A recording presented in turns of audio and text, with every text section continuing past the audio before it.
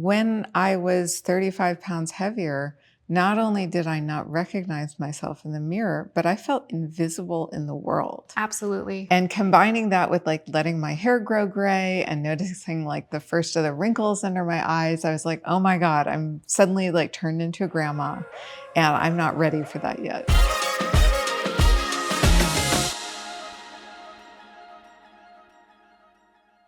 I'm Dr. Kathleen Jordan. I'm Chief Medical Officer at Midi Health, where we support women to achieve their best health in midlife. We see a lot of women that are experiencing challenges in body confidence. They have changes to their body, changes to their hair, changes to their skin, and they come and talk to their Midi provider. I'm here with 3 fabulous women that are going to share their stories on what shook their confidence and what helped. I'm here with Willow, Millie, and Lindsay. What did you experience in midlife, and can you share? What's important to me about when it comes to aging is maintaining that ability to be mobile. You know, I have a lot of tasks and projects that I work on, and I love having that flexibility, and I can run my own errands, and it's just being mobile and free. It's a sense of freedom. And that's what I want to maintain and try to hold on to as long as I can. I think that maintaining or losing weight had been a huge challenge. It's a struggle amongst my entire family. And so it was always very present. It was a struggle for me as well. It was a lifelong struggle. So when the weight started coming back on, I needed help to be able to manage it. And it didn't matter how many carbs I counted or how many runs I took. I was just challenged. And so GLP-1, specifically Wegovy, had been a absolute game changer for me, and just helping to restore some of that confidence. And it's not about necessarily the weight loss, but the taking care of myself and having a strong body that I feel good in and that I can show up in the world in. I connect with that a lot.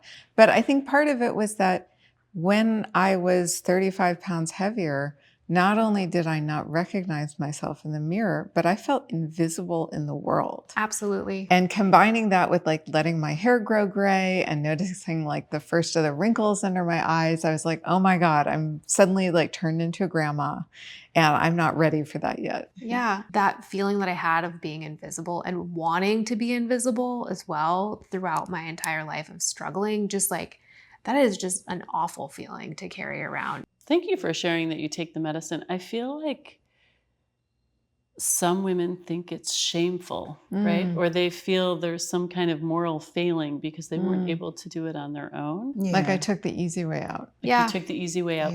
Yeah. But really when you take them, it's not the easy way out, because when you do it, you actually, it can help you, but you're doing lifestyle changes.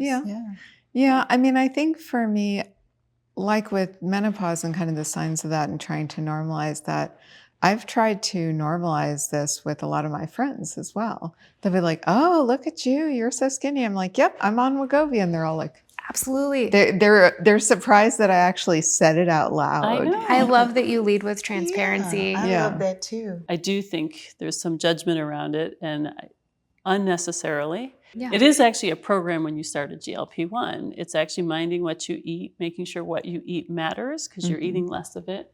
And it's also working out, because whenever you lose weight, whether you're losing weight with the medication or without, whenever you lose weight, you lose muscle mass.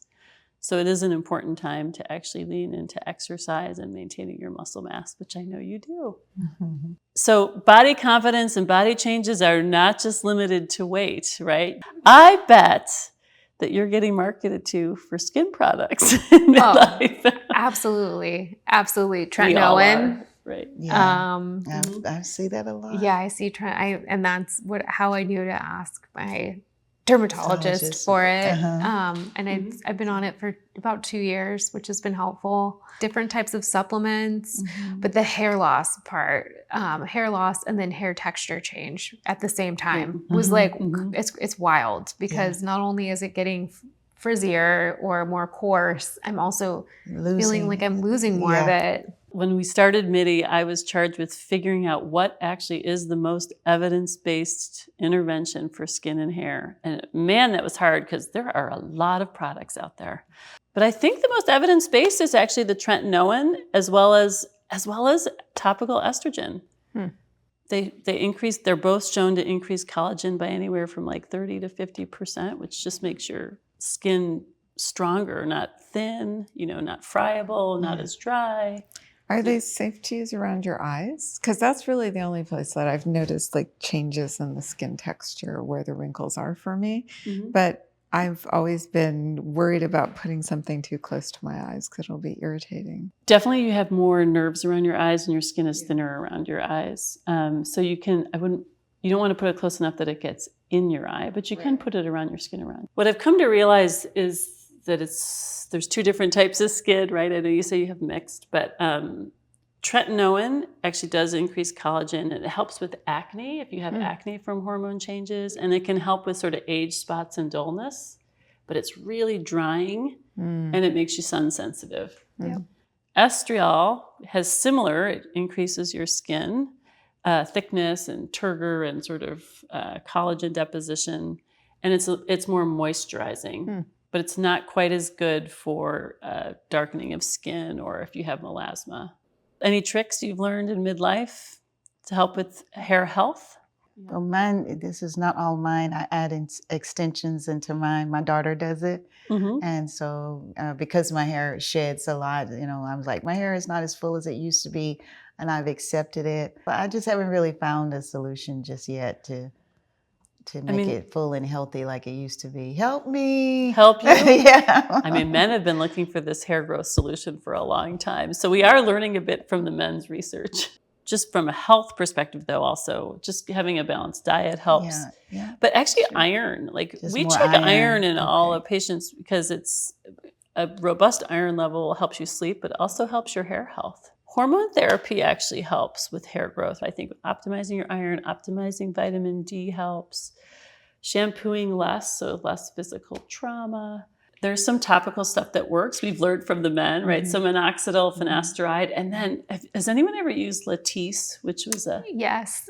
Yeah. It's for your eyelashes, right? Yeah, so it makes your eyelashes grow. So they've taken that same compound and we put it in the hair solution. So you mix Minoxidil with Finasteride, and then you add botanoprost. And just like it does with Latisse, it actually makes your hair grow. And I actually think that third ingredient is the magic. Yeah. Interesting. But that only works as long as you take it, though. Yeah. It is a daily application, so you got to be motivated. So you lose your progress if you don't take it. Well, with every day. Minoxidil in particular, I think with the other two, you actually can keep your progress. It's something to try. I think the hair growth industry has been getting better and the research has been moving things forward. So there's more solutions, I think, than there used to be. So one of the things that I think has helped me feel more confident about myself has been making this mental shift between trying to look young and cute and trying to look and feel good at my age. That's it. Yeah. And that took like a little bit of a mental leap to get over because there was acceptance of like, okay, I could, dye my hair blonde, I could implants, and then I'm like, that's not who I am. Who would that person be? That wouldn't be who I am. Yeah. It's beautifully put. Yes.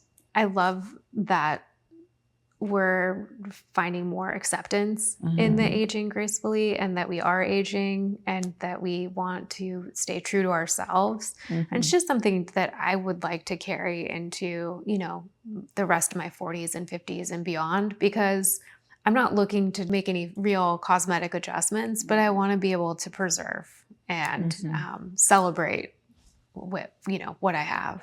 Yeah, that's good.